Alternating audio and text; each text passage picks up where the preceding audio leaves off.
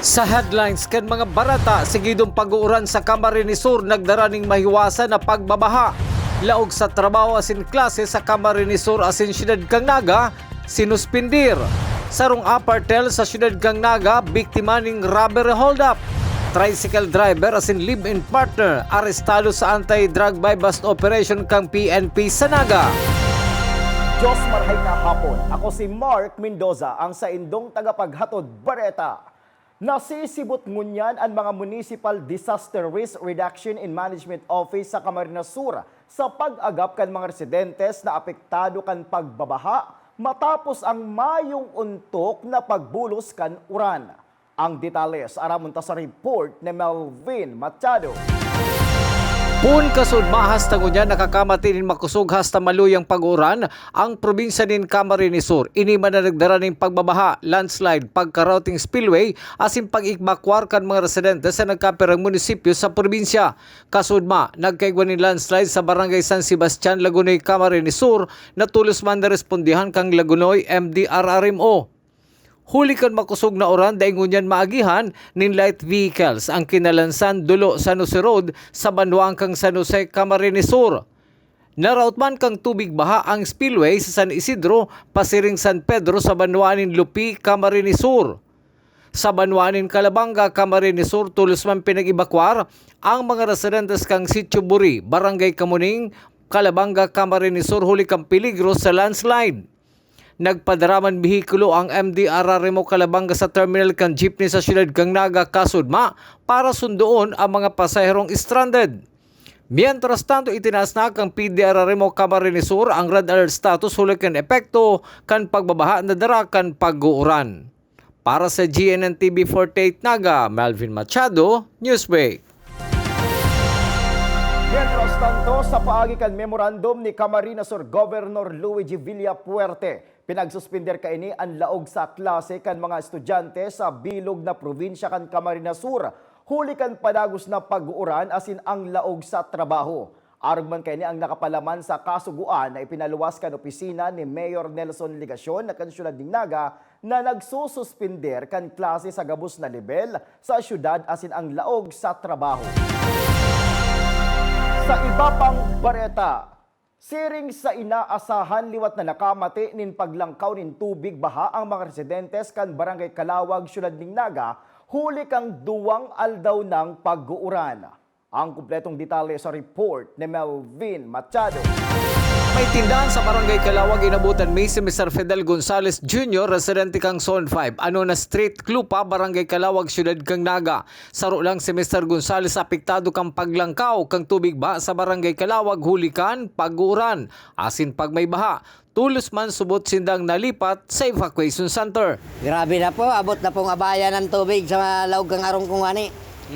Pag ano ganing, siyempre pag nag-uuran, sa inang ano ang kuyan? May nalipat po, evacuation center. Huli tahaloy naman nidang namamatayan ang pagbabaha orog na kung igwaning raot nin kamugtakanin panahon, may nahiling naman sidang solusyon sa pagbabaha sa saindang lugar. Ang ganda na idadalbil po ang kanal kang Kalawag Clupa na may connect sa Kanakman, mabuksan duman ay divert. Iyo man po mangyayari ka rin. Yung taon-taon arogan pag mauran.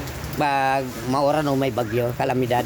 Para sa GNN TV 48 Naga, Melvin Machado, Newsbreak. Panago sa mga bareta, tubig baha sa parte kan Julian B. Militon Elementary School sa Barangay Concepcion Pequeña, siyudad ng Naga, uminabot na sa daghan ang sukol. Ang kumpletong detalles aramon taman sa report ni Jerome Bree. Sa padagos na pag-uran na Darakan Shear Line, nanutaran ang paglangkaw ng tubig baha sa magkakaparang porsyon sa siyudad ni Naga.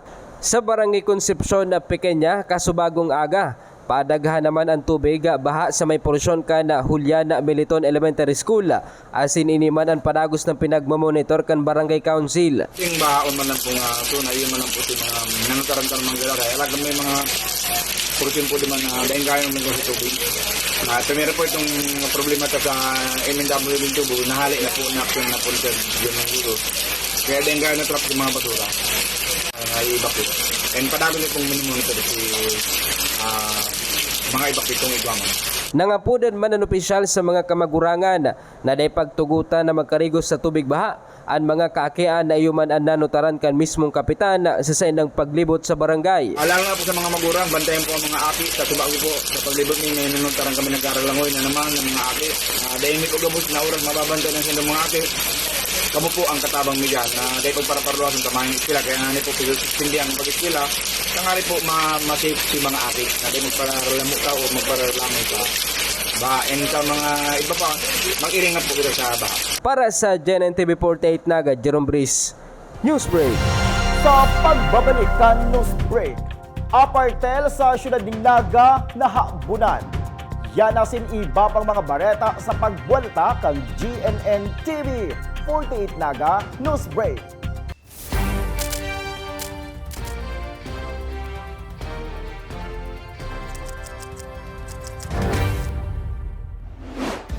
Mas pinalinaw, mas pinalakas, mas pinalawak. Ang GNN TV 48 Naga, digital na! Kung ang inyong TV sets ay digital ready na, pindutin ang scan o search channel button at makikita ang GNN TV Channel 48. Maaaring gumamit ng indoor o outdoor antenna para sa mas klarong panonood. Ganito rin ang gagawin kung kayo ay gumagamit ng digital box. Sa mga susunod na araw, asahan ang mga programang malapit sa puso ng mga Bicolano. Flight attendants, prepare for takeoff, please.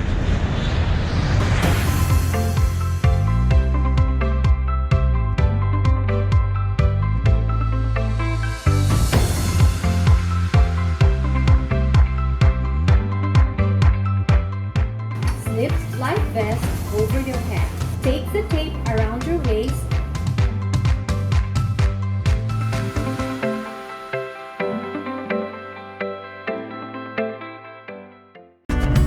Sa oras ng sakuna, isa sa mga kailangan natin sa ating tahanan ay isang gubag. Ang isang gubag ay naglalaman ng tubig, mga dilata at biscuits upang hindi tayo magutom, energy bars or energy drink, first aid kit, communication devices tulad ng flashlights at batteries, whistles o pito, portable radio at extra cellphone. Mas mabuti kung meron tayong prepaid load guard. Tools tulad ng Swiss knife at gunting. Maaari din tayo magdagdag ng lubid. At huwag natin kakalimutan ang hygiene kit na naglalaman ng sabon, tissue, toothpaste, toothbrush at face mask. Sa lahat ng oras, laging bukas, nakahanda ang aming tanggapan. Tandaan, ang Bicolanong alerto, pirming protektado. Sa sakuyang mga namamanwaan, ini ang sendong servidor, Mayor Chris Lizardo, nagpapaabot ni Mokmang Pasko, asin maligong bagong taon. Lugod ang selebrasyon kang Kapaskuhan, mapano ang sakuyang puso ng kaugmahan, asin pagkamo, na inot na ipinamati sa tuya kan mahal na Diyos. Kami po sa lokal na gobyerno kan Minalaba, lauman po nindo ng pagkamo asin pag-asikaso, mapadagos-dagos na may pamati sa inyo. Sa liwan po, sa ngaran kan sa kuyang bilog na pamilya, asin lokal na gobyerno kan Banwaning Minalaba, nagpapaabot ng pagbati, Merry Christmas and a prosperous year.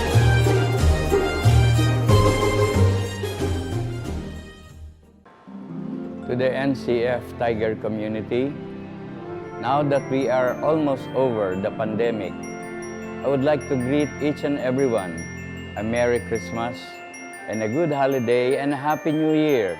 We look forward to more blessings from our Lord God to the coming year. Again, to all of us, let's enjoy the holiday. I wish you all Merry Christmas and a Happy 2023 New Year.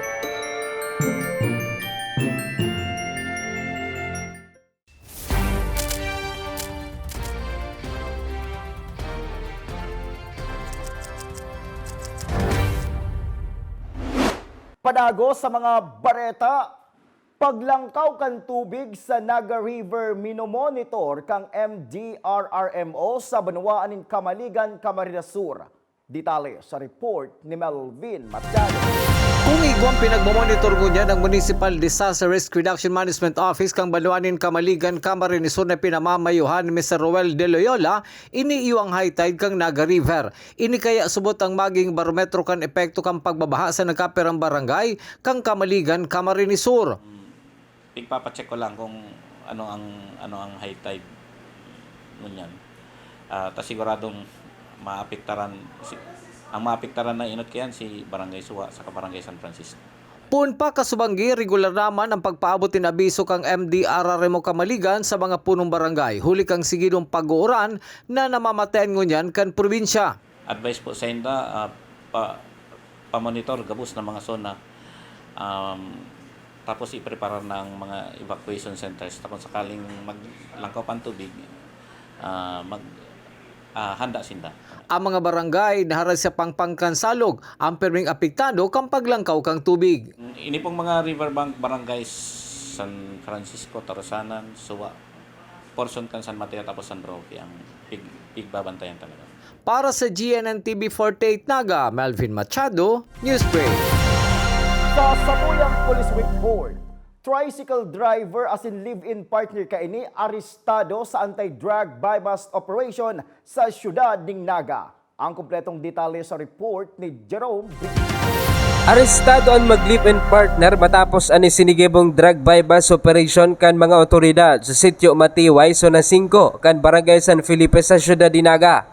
Sa report, dinakop kan mga otoridad ang mga sospek na sinda Marshall Soriano, 56 anyos, sarong tricycle driver, asin na Jocelyn Inopia, 41 anyos.